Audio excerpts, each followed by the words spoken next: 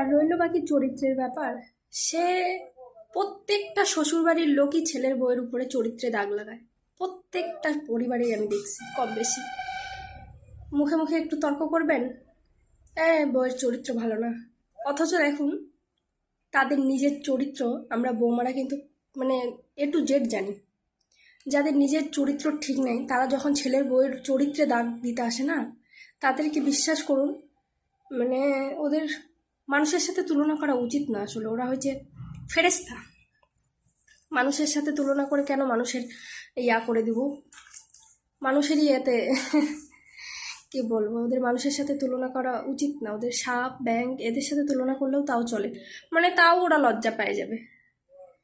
যাদের নিজেদের চরিত্র ঠিক নাই, বুড়ি হয়ে গেছে, তাও বুড়া বয়সে মানুষের সাথে শুয়ে বেড়ায়, তারা আবার ছেলের বউয়েদের চরিত্র দাগ লাগাতে আসে রে। আমার সত্যি